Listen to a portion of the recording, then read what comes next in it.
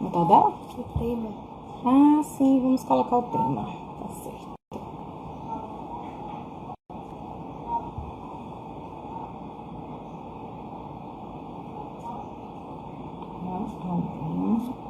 Entre nós. 2 pontos. Coloca 2 pontos.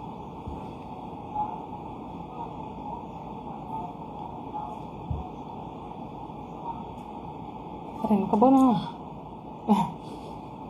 E aí, jogou fora? Vai tirar o quê? Tá junto?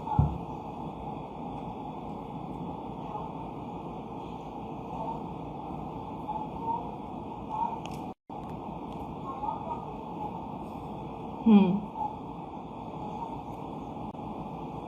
2 pontos.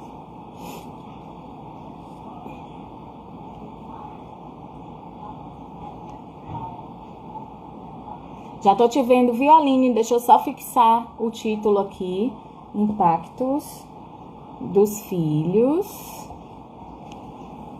na conjugalidade. Porque aí as pessoas, quando forem entrando, têm acesso ao título, ao tema do nosso bate-papo de hoje. Deixa eu ver se tá tudo certinho. Pronto. Como é que fixa? Fixar, não é isso? Pronto, boa tarde. Eu tenho uma auxiliar maravilhosa de 12 aninhos, que é quem me ajuda. E aqui? Essa colocar o quê, viu? Ah, sim, coloquei ela pra dentro. Com 50 minutos você vem me avisar, né? Tá? A gente faz esse 5 e 10, esse 10zinho, para poder aproveitar para esses ajustes, não é? Bem-vinda! Olá, boa tarde. Olá, Sofia, o volume aqui. Deixa eu aumentar o volume aqui. Coloquei no máximo.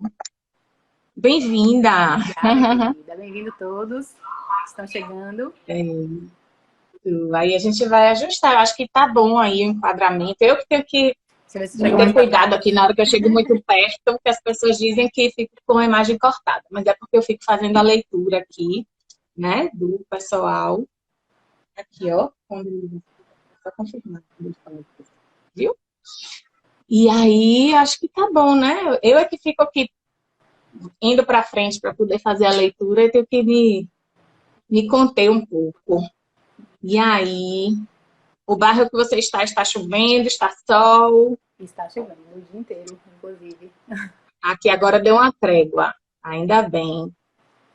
Pelo De menos um tá lado a outro da fresquinho. cidade, eu tenho que... Deixa eu dar uma olhadinha. Ó, Aline, acho que dá para agora você também dar uma olhadinha aí em quem entrou, que você quer dar um oi. A gente tem 5 minutinhos ainda, acho que é legal, né? Você já vê um Esse pouquinho desafio, né, de conseguir ao pessoas mesmo tempo. conhecidas. É. Só agora, você é só agora. Depois deixe comigo, que você hoje é convidada, é você que tem a palavra. Já vi pessoas conhecidas e queridas por aqui, Esse olha muito. ex-alunos, Shirlene. Oh, que Beijo para todo legal. mundo. Esse tempinho a gente usa para e vocês irem chegando, né? Sofia, Como você me explicou, e a gente começar eu efetivamente às decidi.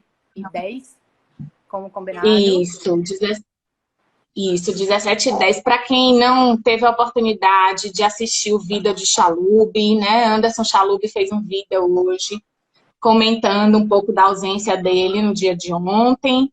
Hoje ele já está um pouco melhor, questões pessoais, familiares, e a gente está muito feliz de poder manter o cronograma, respeitando os temas, e quem sabe, de repente, ele consegue, né, acalmar um pouco e vir dar essa contribuição, né? Porque escutar Chalub é sempre muito bom, eu sei que a Aline concorda, né?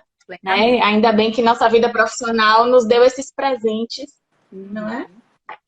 Nossa vida profissional, minha filha está dizendo, fique um pouco para trás, né? É minha produtora, gente. Vamos falar de família, ela está aqui também, né? Faz parte. Falar de filhos. Hoje é o dia dos filhos, não é? Pois E aí eu é. conto com o apoio dela para poder Olha que me maravilha, dar esse suporte. né? E já fica uma provocação aí, não é? Do nosso tema, que é esse terceiro que Isso. chega. mas olha o terceiro hoje, onde está, podendo ser seu suporte, seu auxílio, não é? A gente vai conversar mais sobre isso daqui a Exatamente. pouquinho. Muitas mães já começaram desde cedo a se comunicar hoje, interessadas no tema, que a gente possa realmente contribuir, não é? Um momento de troca, a gente faz num clima de bate-papo, as pessoas que estão chegando aqui nessa programação hoje não assistiram Larissa, a gente tem um acordo de batermos um papo, de fazer com que o assunto fique bem acessível para a comunidade de forma geral, não só para os estudantes de psicologia ou informação de psicoterapia, tá? E aproveitar esse momento de pandemia para trazer algo mais instrutivo, para poder preencher o nosso dia e no final do dia a gente poder dizer assim, ah, que bom, hoje eu, né, ganhei conhecimento, ganhei conteúdo, eu troquei, eu escutei pessoas falarem de temas que me angustiam, ou os quais eu tenho curiosidade, e aí eu fiz a escolha dos temas com esse intuito, não é?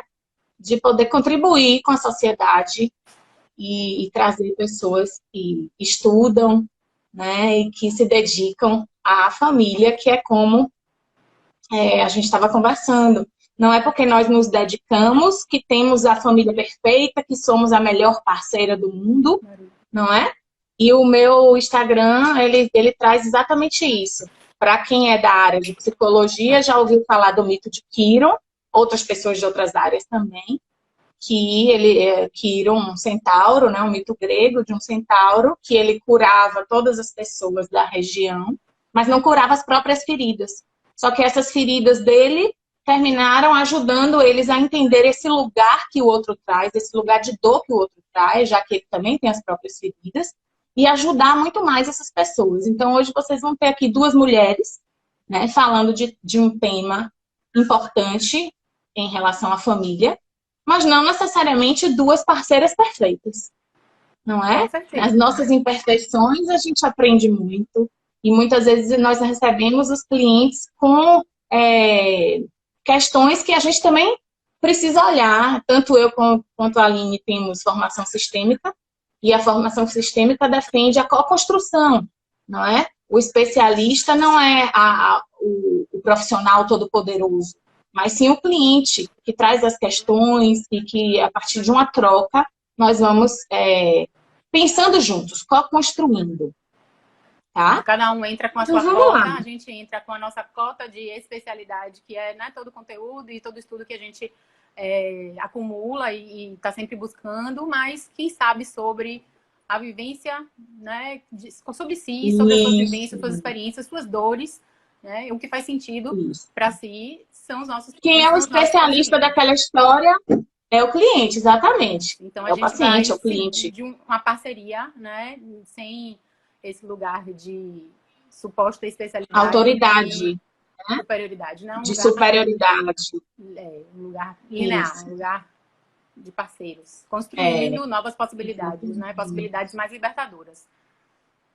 isso, exatamente. E aí eu acho muito importante a gente estar trazendo isso, não é? Deixa eu ver se tem mais algum oizinho aqui específico para a gente poder começar, que já bateu aqui às 17h10, né? Então já tem algumas pessoas até entrando um pouquinho no tema. Pronto, eu vou começar me apresentando, depois a Aline também vai fazer a apresentação dela, tá? Então, meu nome é Sinara Dantas Neves, eu sou psicoterapeuta sistêmica, atendo famílias, casais e também faço o processo individual de acompanhamento terapêutico. Aliado à clínica, eu tenho uma carreira acadêmica, sou professora há 20 anos, professora universitária, de graduação, pós-graduação, curso de formação. E me dediquei academicamente ao estudo da conjugalidade. O meu doutorado é em família, eu hoje curso pós-doutorado em família também, e o mestrado em psicologia. E a minha linha de pesquisa principal, dentro da área maior que é a família, é a conjugalidade. Por isso, eu trouxe alguns temas que sugerem um pensamento acerca da conjugalidade. E não tem como a gente pensar em conjugalidade sem, de repente, lembrar que tem um momento, né, que essa conjugalidade chama por um pensamento acerca de se tornar pai ou mãe, não é? E aí a gente vai adentrar nisso e para isso eu convidei a Aline. Eu gosto muito de expor a minha relação com os convidados, porque a verdade sempre é soberana e faz com que a gente se sinta bem à vontade. Eu conheci a Aline profissionalmente, mas não como colega. A Aline atendeu meu filho por, acho que 4 anos. E eu, assim, assino embaixo do trabalho dela, porque eu tenho uma presença viva na minha casa dos resultados clínicos que ele obteve em parceria com a Aline. Então, quando eu E com pensei em você, trazer o tema com a filhos, família. lógico. Quando eu pensei em trazer o tema filhos, eu lembrei da pessoa que, para mim, se tornou uma referência no atendimento lá. No caso, ele era criança, depois se tornou um adolescente. E aí chegou um determinado momento que a Aline me chamou para escutá-lo, não sei nem se ela lembra, e que ele falou: minha mãe, eu quero um tempo para pensar sozinho. E aí eu perguntei para a Aline: você concorda com esse tempo, né? Se você está me chamando. Aí ela falou: exatamente, eu acho que a gente tem que valorizar essa escuta dele. E aí ele se deu alta com o aval da terapeuta dele, da psicóloga dele, que é a Aline. Tudo bem? Tá bem aí o som? Tá tendo algum probleminha com a internet? Ficou o áudio. Você sai e volta. Saia e volta. Quando dá um problema na internet, geralmente ela fica sem me escutar, tá? E ao invés de insistir para vocês que estão assistindo, fica muito chata essa insistência, eu tenho um combinado que é ela sair, né? Checar se realmente está tendo esse problema, sair e voltar. É uma coisa assim muito rápida, de um segundinho, é só o tempo dela retornar aqui e acenar e a gente coloca ela de novo. Foi bom que foi no comecinho, na hora que ela ia falar um pouco sobre o currículo dela, antes de discorrer sobre o tema. Vamos lá, vamos esperar, estamos aguardando, não é? Estou muito feliz com essa possibilidade de ter esse momento com a Aline. E nós vamos falar, eu fixei aí o tema, né? Há alguém entre nós, impactos, aqui ela já deu sinal. Impactos dos filhos na conjugalidade. Pronto, isso, tá. Vou avisar ela, viu, Rafael? Que o áudio está um pouquinho baixo, pode dizer. É isso, internet tem dessas coisas. Exatamente. Quem está acompanhando o live sabe. Pronto, não fique, né? Você já sabe que não tem problema, que é assim mesmo. E cada vez ela tá muda ainda para mim. Não estou disputando. Sei, desculpem, Não estou mas disputando. Veja se consegue. Salvador com chuva e com Agora pouca gente na foi e voltou rede. o som. É isso mesmo. Esses Voltou o ajustes som, são mas já fica necessários no melhor. começo. Quando eu estiver escutando, eu faço assim, mas por enquanto não. E agora? Se precisar. Agora eu estou te escutando. Não? Tô. Estou. Não, tá tudo bem. Tá tudo bem. Voltou. Ah, ela resolveu sair e voltar. É isso mesmo. Daqui a pouco ajusta e a gente vai de vez. Tá bom? Foi bom que foi no começo, as pessoas estão chegando. A linha teve um probleminha com o som e vai retornar, tá bom, pessoal? Para quem está acessando a partir de agora. Vamos lá. Vamos esperar ansiosamente aí esse retorno dela.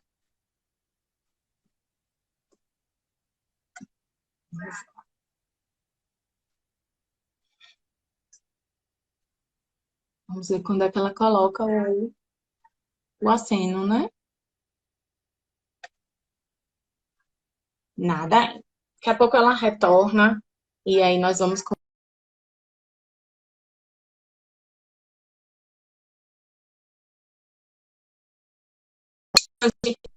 né? Eu acredito que ele me traz uma ideia de humildade, né? Ter acesso ao mito de Kiron. Me perguntaram aqui, ó, gente, fala um pouquinho porque Kiron te chama tanta atenção, né? Isso, eu vi que era a atenção. Pronto, ó. Aqui. E aí eu acredito que ele me traz uma ideia de humildade e de humanidade, né? Para mim que atendo pessoas, eu preciso ter essa consciência que eu não sei tudo, que eu não tenho um notório saber acerca de tudo. E toda vez que eu estou diante de de um caso clínico em que eu tenho algum resguardo, eu sempre penso que as minhas feridas podem ajudar a essa pessoa. Então, Kiron me passa essa ideia de humildade, de humanidade. Uma pessoa me perguntou por que Kiron me chama tanta atenção. E aí eu aproveitei para explicar. Fale aí para a gente ver se está tudo ok. Olá, voltando, todo mundo me ouvindo? Pronto. Botei o fone, porque acho que assim, também algumas pessoas estavam reclamando do microfone, da minha altura da voz, então acho que assim fica melhor. Obrigada pelos feedbacks e pela paciência, viu, gente? Vamos lá de problemas técnicos. Então, eu quero que você se apresente, certo, né? Primeiro, ser apresentada por você desse lugar, né? Do lugar tão querido de ter passado por essa parceria do lugar de meus pacientes, de meus clientes. É um trabalho tão lindo que a gente fez junto, que eu tenho muito orgulho. E depois disso, ter conhecido você profissionalmente e tá podendo agora desenvolver esse trabalho em parceria contigo, para mim um prazer. Quando eu demorei para contar, não sei se você lembra, que eu demorei para contar para você que eu era sistêmica, que eu trabalhava com isso. Eu demorei para você ficar bem à vontade, né? Eu lembro sim. Então, meu nome é Aline Reis, eu sou psicóloga clínica e tenho especialização na área de neuropsicologia e com a parte de psicoterapia clínica com casais, famílias e na abordagem individual, como o Sinara já falou, com crianças, adolescentes e também adultos. Também sou docente e supervisora clínica. E assim, como vocês veem, né? Trabalho tanto com crianças, adolescentes, adultos, casais, famílias. Algumas pessoas me questionam isso e a minha resposta sempre essa sou eu, né? Eu gosto da diversidade e da condição de poder trabalhar com a pluralidade do ser humano. E para isso a gente está sempre buscando, está sempre fazendo formações, cursos, porque a gente nunca, né, está pleno de conhecimentos, porque cada vez que a gente conhece as pessoas, mais o conhecimento a gente precisa correr atrás. E minha busca acadêmica é nesse sentido. Dentro dessa trajetória, né, o trabalho com famílias nos diferentes estágios do ciclo de vida também é algo que me encanta. Poder acompanhar as famílias nos desafios de cada etapa, como uma delas a gente vai conversar especificamente hoje, que é a chegada dos filhos, o impacto disso na conjugalidade, mas todas as outras etapas do ciclo de vida, que são naturais, que geram desequilíbrio, vamos dizer assim, né? Dentro da organização que já existe, desse casal, desse indivíduo, dessa família, e que às vezes essas pessoas têm, essas famílias, o casal, o indivíduo tem uma necessidade de um suporte, de uma ajuda para passar com mais tranquilidade, mais saúde, por essas etapas. E aí entramos nós, né? Nessa co-construção e nessa parceria. E é interessante a gente poder falar que, às vezes, os pais devem chegar para você com a intenção de que você faça um processo terapêutico com o filho. Uhum. Mas, muitas vezes, nós identificamos que o filho traz sintomas de uma disfunção na conjugalidade dos pais. Uhum. Né? Há um casamento disfuncional que vem gerando sintomas nesse filho. E esses sintomas aparecem como um sinal da gente poder olhar para a nossa conjugalidade. Né? O meu filho está trazendo em forma de sintoma o reflexo de uma disfunção entre o nosso convívio. E aí, por isso, você começa atendendo o jovem ou a criança e daqui a pouco você se move para também dar um suporte para os pais para que aquele sintoma vá se dissipando aos poucos à medida que o tratamento vai evoluindo. É importante a gente colocar aqui para quem não entende um pouco do processo, né? Isso, perfeito. E tanto na conjugalidade quanto na parentalidade. Eu acho que são termos que para quem é da psicologia e principalmente da área de família são muito comuns e familiares, mas que talvez para as outras pessoas não seja. Então, quando a gente fala de parentalidade, a gente está falando do papel de pai, de mãe, e quando a gente está falando da conjugalidade, a gente está falando do casal. Então, tanto como você falou, às vezes disfunções na conjugalidade, na relação mesmo do casal, que não inclui os filhos, tá? Mas a gente vai falar sobre isso, porque às vezes acaba incluindo, ou também na parentalidade, que é justamente nas funções e papéis de pai e de mãe, que é justamente um dos nossos focos de hoje, né? E que caminham juntos, né? À medida da existência. À medida que os filhos passam a existir, não tem nada não. À medida que os filhos passam a fazer parte, esses papéis, eles caminham juntos e se confundem às vezes, se atropelam, e é disso que a gente vai falar.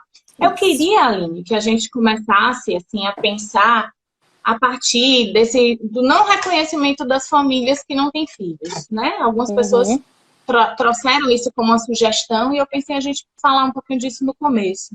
Sim, muitas vezes quando a gente fala de família, de uma forma geral as pessoas se remetem a um casal com filhos, com filho ou com filhos. Só se enxerga a família na medida em que os filhos existem. Muitas pessoas têm ainda esse olhar. E a gente, né, que trabalha com família, sabe de que quem diz qual é a família, qual é a minha família, quem diz qual é a minha família sou eu. Né? Então é o próprio indivíduo que vai definir quem é a sua família. E uma outra angústia é que às vezes indivíduos que ou têm dificuldades nas relações familiares, né? Ou que optaram ou estão no momento vivendo sozinhos, também. E, por exemplo, quem tem um animal de estimação, um cachorrinho. Um animal que tem um cachorro. E fala minha família, né? E às vezes as pessoas desqualificam, né, esse olhar, mas é importante a gente entender de que família, hoje, a gente não fala de família, a gente fala de famílias. Isso. Várias configurações de família. A internet teve problema, aí sempre dá um probleminha com o som. Se não retomar.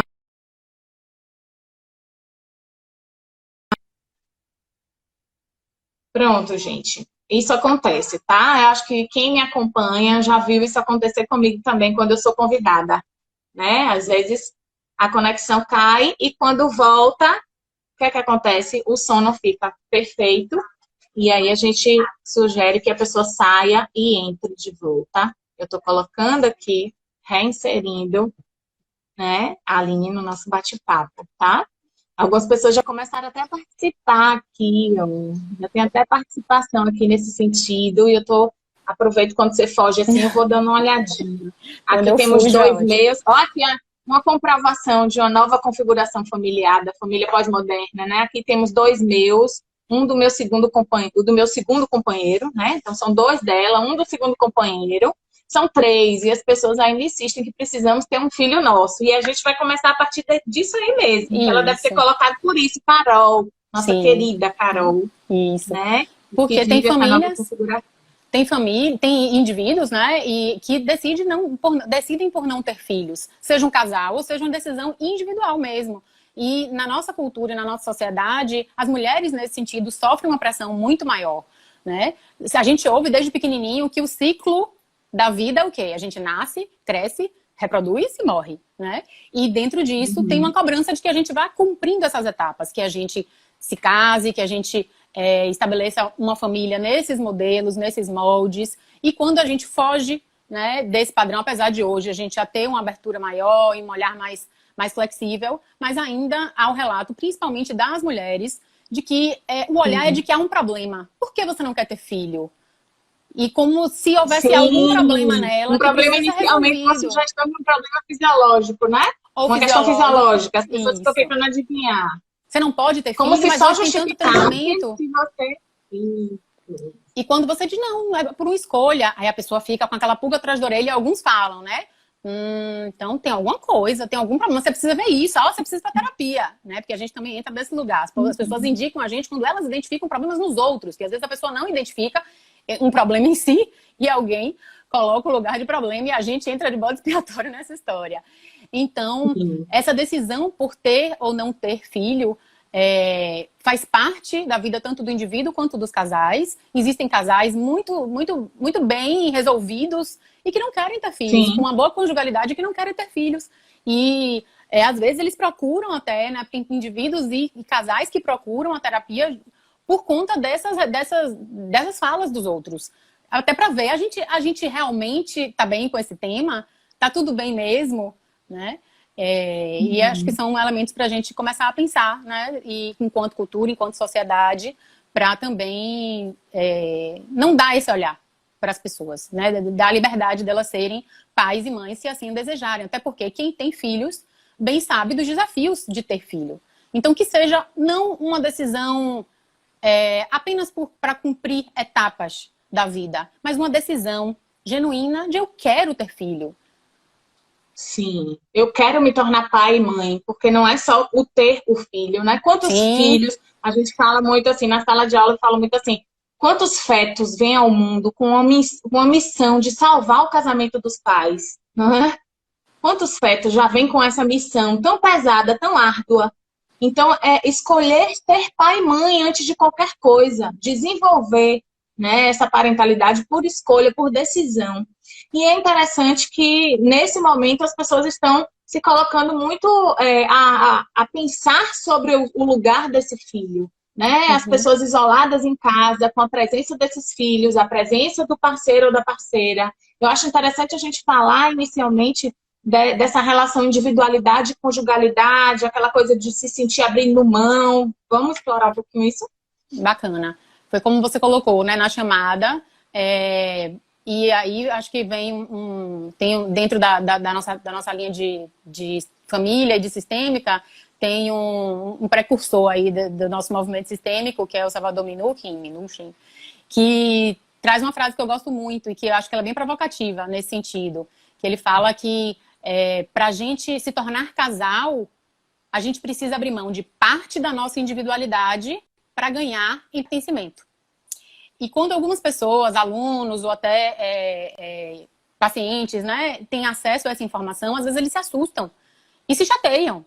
Abrir mão da minha individualidade por conta da conjugalidade? Não. A gente tem que manter, né? Não tem que abrir mão, não. A gente tem que ser, tenho que ser eu mesma, não tenho que abrir mão da minha individualidade. E eu acho que para entender essa provocação, a gente precisa pensar sobre o que a gente está nomeando como abrir mão e de parte da nossa individualidade, tá? Porque assim, eu tenho um exemplo que eu acho que ilustra de forma bem simples essa perspectiva. Sim. Que é a seguinte, quero convidar todo mundo para fazer essa reflexão junto comigo, tá?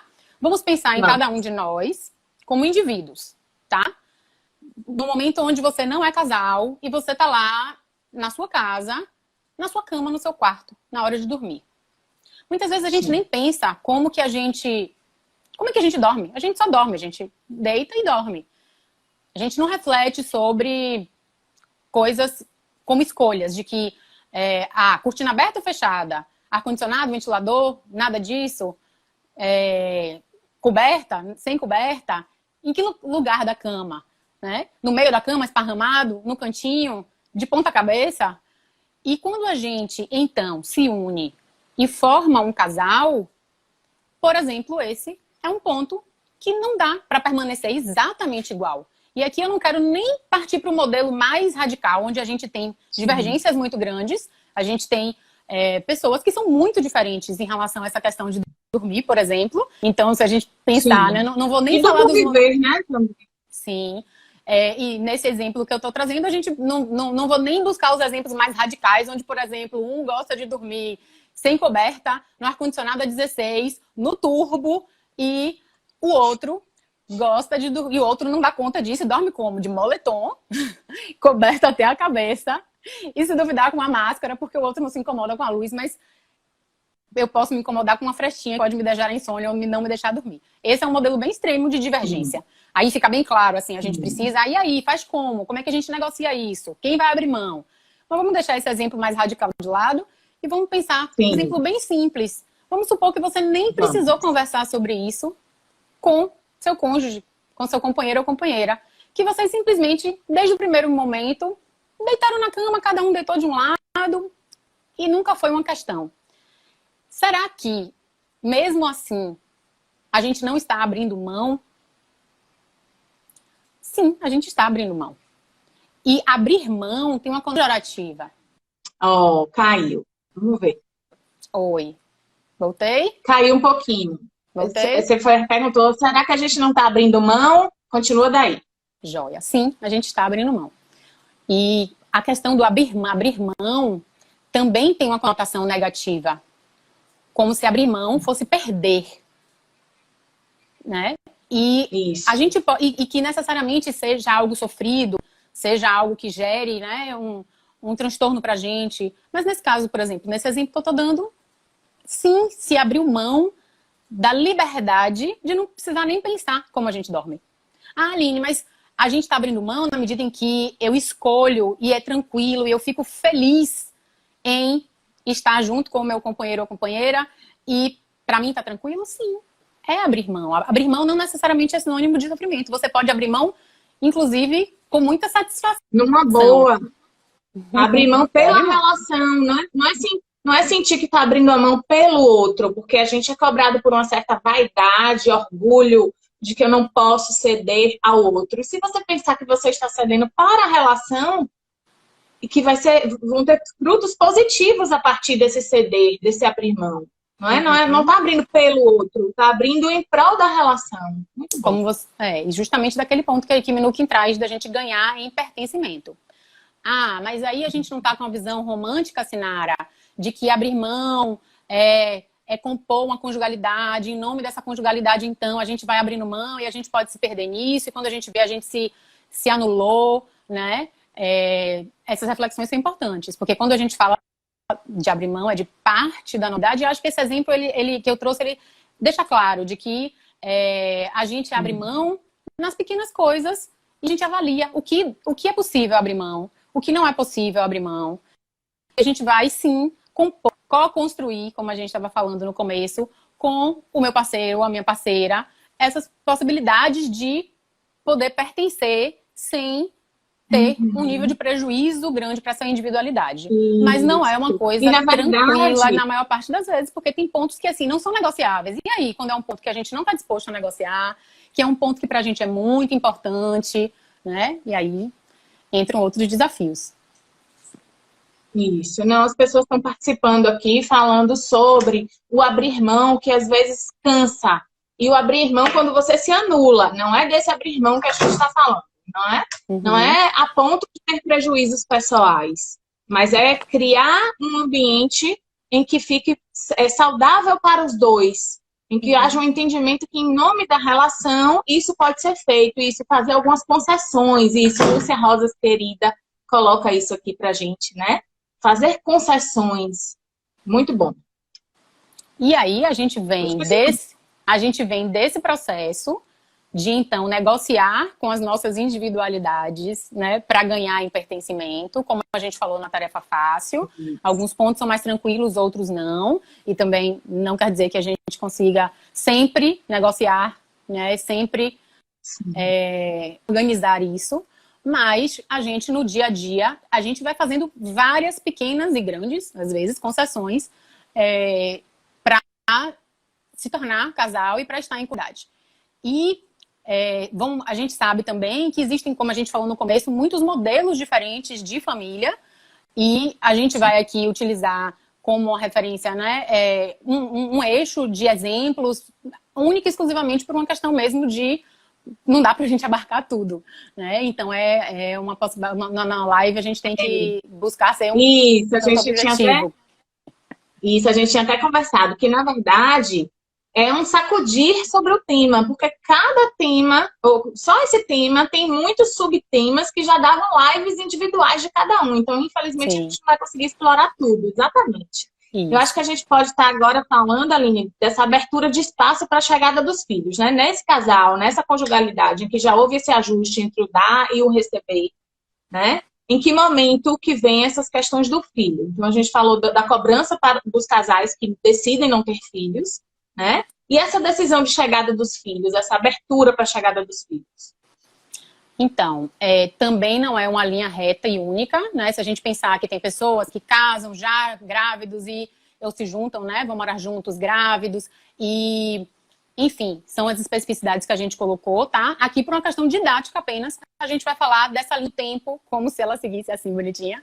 Verdade. Falando então, vamos colocar aí que esse casal, né, passou por esse processo de negociação, esses indivíduos tornaram-se casal, conseguiram estipular ali uma forma de funcionamento, uma dinâmica de funcionamento, e aí decidem por ter filhos, por ter o primeiro filho. Essa forma de funcionar que já estava estabelecida, de novo, precisa ser questionada para os indivíduos, de novo, né? E para esse novo sistema, para esse sistema que é o sistema conjugal, que é o casal. Então, uma coisa um jeito que eu acho interessante de explicar é assim, a gente pensar de que são indivíduos que se uniram e formaram um casal, tá? Quando a gente faz assim, não é de novo perdendo a individualidade, é só para a gente entender que existem indivíduos e existe o casal. Então, a gente na sistêmica entende como 3 instâncias, o indivíduo e o casal como um outro indivíduo, como um outro sistema, tá? E se a gente falou que esses indivíduos, eles compõem esse casal, mas não são sinônimos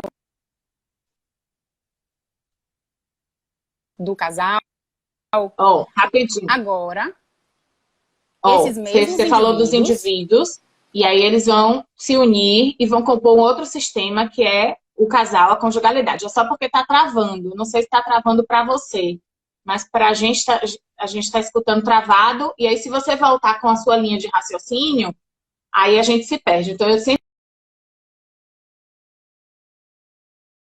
É normal. Teve problema com a internet, o som, né, também tem prejuízo, e aí a gente espera ela retornar, tá bom? O que ela estava explicando é basicamente a teoria de Philippe Caillet, que ele diz que 1 mais 1 são 3, tá? E eu tô aparecendo? Então, o que é que acontece? A gente tem um sistema que tem toda uma bagagem familiar, que vai estabelecer uma conjugalidade com uma outra pessoa, que é um outro sistema, que tem toda uma bagagem familiar também, das famílias de origem. De repente, essas pessoas entram num processo conjugal e vão conviver juntas, formando esse terceiro elemento, que alguns teóricos colocam como absoluto do casal, né? E a gente considera assim, eu não sei se vocês prestaram atenção no nome do ciclo de palestras, do ciclo, né, de lives, de palestras, ou de lives, que é Você, o Amor e Eu. É justamente sugerindo isso, tá? Para que a gente possa ter a oportunidade de termos convidados diferentes, fazendo você despertar para olhar para esse terceiro elemento, tá? Que é a relação. Vamos lá, Aline. Desculpa, gente, mas motivos de força maior, de tecnológicos, não é? Isso. Mas vamos lá. Obrigada, Sinara. Então... Tá falando dos 2 sistemas que se juntam em um. Então, agora, tem um ponto importante que é para a chegada, né, desse terceiro elemento na família, que é a gente entender de que o pai e a mãe, o papel de pai e de mãe, ou de pai e de mãe, ele não existe a priori. Ele existe na medida em que existe o filho. Então, quando esse filho nasce ou chega, junto com esse processo de chegada, também chega e começa a se desenvolver o papel de pai e o papel de mãe. Nasce a mãe e o pai. Não é? Então, assim, isso é muito importante, porque existe ainda um conceito, né, de que como se ser mãe fosse algo que a gente já vem pronto, a mulher já sabe ser mãe, tá? E essas percepções acabam também reforçando preconceitos, no sentido de conceitos que vão sendo formados e levados para frente, que oprimem muito, né? E tem uma cobrança de que a gente já tem que saber o que fazer, de que já tá pronto. E não, gente, a gente vai... Tem coisas que a gente aprende, inclusive, culturalmente, ou inclusive sendo filho, né? Mas tem outras tantas coisas que só a vivência mesmo é que vai trazer pra gente. Então, pensem que agora, esse indivíduo, ele precisa desenvolver um novo papel na sua vida, tá? Então, a mãe, por exemplo, precisa desenvolver um papel novo. Então, a Aline, que tinha um papel Aline sujeito e Aline casal, cônjuge, agora tem que desenvolver um outro papel, que é a Aline mãe. Papel esse que não existia. E quem está ao seu lado, né, quando tem um parceiro, uma parceira, também está passando por esse mesmo processo de forma única e quando existem diferenças de gênero, também de formas diferentes em virtude do gênero. Se, por exemplo, essa mãe é quem gesta, também tem especificidades, né? Considerando, por exemplo, famílias adotivas e tal. Não vamos entrar nessas diversidades porque é sem fim. Então, veja o desafio. Para o indivíduo, é a primeira parte, e para conjugalidade. Porque essa conjugalidade, essas pessoas, elas se uniram pela conjugalidade. E agora, elas precisam abrir um espaço nessa conjugalidade para desenvolver esses papéis e então formar um novo sistema, tá? Esse é um equívoco que acontece com frequência. O filho, ele entra no casal de que forma? Ele entra no sentido de estar no meio e convocar o desenvolvimento desses novos papéis para que surja um novo sistema. Então, o subsistema conjugal, que é o lugar de casal, é um sistema. O subsistema parental, que é o de pai, mãe e filhos, pais, mãe, mães e filhos, enfim, é outro. Como são as mesmas pessoas e como existe toda uma história desses indivíduos como casal, é um momento de ressignificação, é um momento de construção de muitas coisas, muitos papéis, muitas funções. E, por isso, como a gente falou, um momento de desafio, impacto na vida desse casal, principalmente se essas questões não são pensadas antes. Exatamente. Né? Porque ainda tem a questão desse pai e dessa mãe continuar também no papel de filho. Eu continuo sendo filha da minha mãe e do meu pai, e agora eu estou sendo mãe desse ser que chega para nós. Né? E isso vai impactar em toda a rede de relacionamentos do casal, que a gente vai falar disso um pouquinho daqui a pouco. Não vamos entrar na rede de apoio agora não, porque eu acho que a gente pode falar daquele cônjuge que termina olhando para a mulher gestante como um lugar materno, sagrado. Acho interessante a gente falar disso, né? Sim. Desse olhar. Os desafios são vários, como a gente estava falando, pontuando. Claro que a gente não vai conseguir abordar todos eles aqui, até porque tem diversidades até das configurações familiares, das individualidades mesmo das pessoas que compõem essa família. Mas vamos considerar esse um ponto importante, que é você, como a gente estava falando, você viu aquela pessoa sempre como seu par. Do lugar de casal, do lugar de cônjuge. Parceiro amoroso. Parceiro amoroso, perfeito. E agora precisa se desenvolver também um outro olhar, que é o olhar materno, por exemplo. Você olhar para a sua mulher, por exemplo, e vê-la de um lugar de mãe, mas também conseguir vê-la do lugar de esposa. Esposa que continua sendo. Isso. E é um desafio para muitos casais, né? Aí eu tenho experiência de ouvir alguns homens, por exemplo, trazerem o relato de que quando a mulher está gestante, de que eles têm dificuldade, às vezes, de fazer essa distinção. Alguns trazem uma sensação de que olhar para essa mãe, né, do lugar de desejo, do lugar de desejo sexual, por exemplo, né? Sexual. Eles sentem, às vezes, alguns trazem esse lugar como se estivesse profanando, né? Isso que se constrói do lugar de mãe. E eu já me lembro muito de uma mãe, né, que gestante, que uma vez me disse, e falou mesmo, assim, chegou pro marido e falou: ah, não, que nada, eu sou mulher. Para com essa maluquice de ficar só me vendo como mãe, com barriga. E ela super despachada, ficou super brava, né? Mas, às vezes, de fato, é uma dificuldade.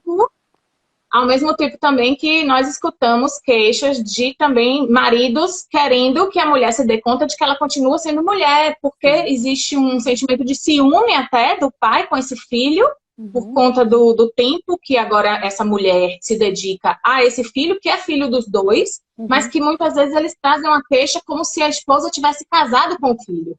Sim. E se a gente pensa isso desde o processo de gestação, onde tem um indivíduo, falando da gestação, quando tem um indivíduo crescendo dentro de si, isso já puxa muito para essa conexão. Agora, né, se desenvolve... Processos hormonais, processos subjetivos, que envolvem tudo isso. Que envolvem também as mudanças no corpo da mulher, né, e como cada mulher lida com isso. Envolve também as questões relacionadas, por exemplo... Um exemplo também que algumas mulheres falam, que nos 3 primeiros meses é comum, né, para muitas mulheres enjoar, né? Enjoa de comida, enjoa de cheiro, enjoa disso. E algumas falam que enjoam do marido, por exemplo. Dos parceiros, das parceiras, enjoa. Que o cheiro enjoa, que enjoa fisicamente. Então imagina você ter que lidar, né? Quando você não imagina que isso é uma coisa que pode acontecer. Alguns casais acham que é pessoal, acha que é ofensivo, deixou de amar, que é um desamor, acha que a relação tá falida. Então, a importância de ter acesso a essas informações e entender que esses elementos são normativos, ou seja, que são naturais e podem fazer parte do processo, ajuda para que a gente também não problematize excessivamente a si ou a relação. Perfeito. Perfeito. Entender que é natural o casal ficar um pouquinho mais de lado enquanto está tendo essa construção dessa figura parental, né? Um pouquinho de lado. Agora, até quando? Né?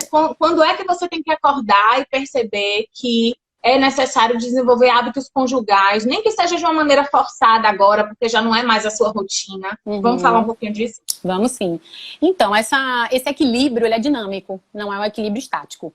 Vai depender de cada relação, de cada indivíduo e também deles irem sentindo e se percebendo. Porque, como você falou, é natural que haja, sim, um distanciamento dessa conjugalidade para que tudo isso brote e se organize, mas o risco, e que muitas vezes a gente vê as pessoas se queixando, é de que começa nisso, embarca e vai.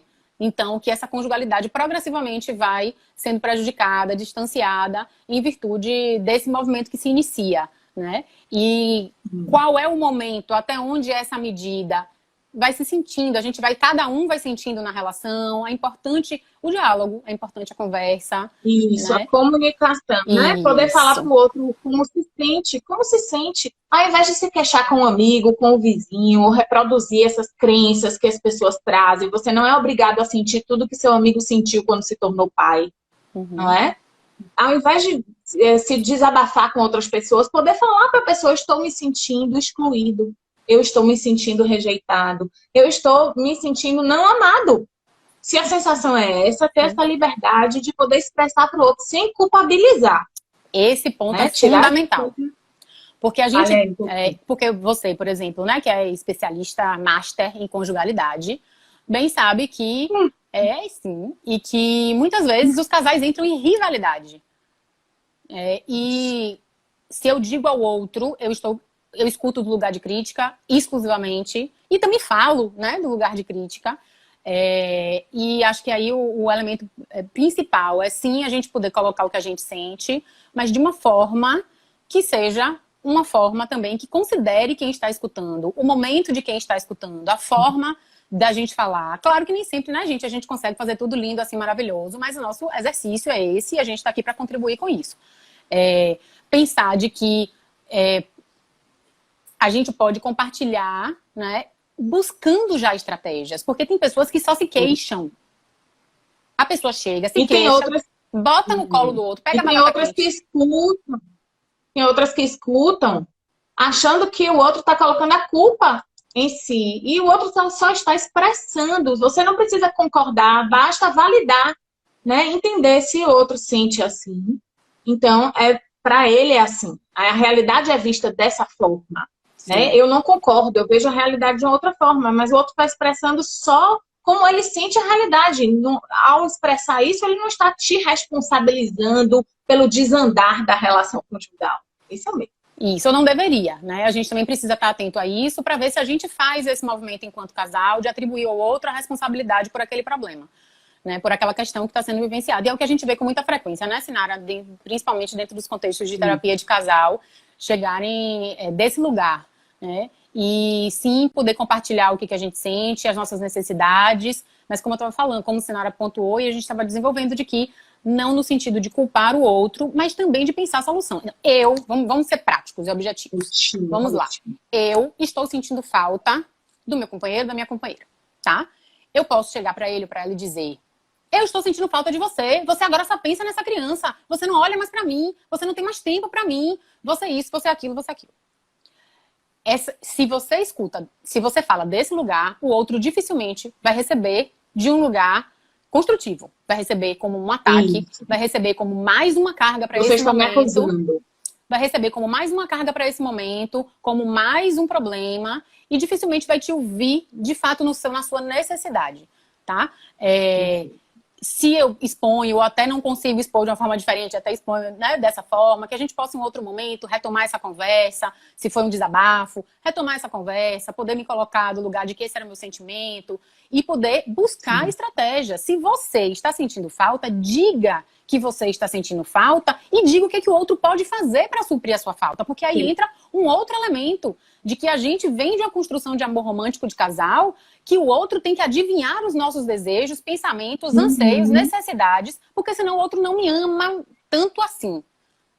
Se o outro não tem... E pode trazer questões práticas, por exemplo, vamos combinar de irmos para a cama juntos no mesmo horário? Vamos combinar que a gente possa, né, cuidar das tarefas aqui domésticas, mas estabelecermos um horário para irmos, para ir para a cama não é dizer que vai necessariamente ter um ato sexual, não, gente. É ter um momento a dois. Vamos deitar juntos. Vamos sentar juntos para assistir um filme. Trazer de forma prática mesmo, porque às vezes o parceiro traz querendo que o outro adivinhe e ele mesmo cria a estratégia por ele sozinho.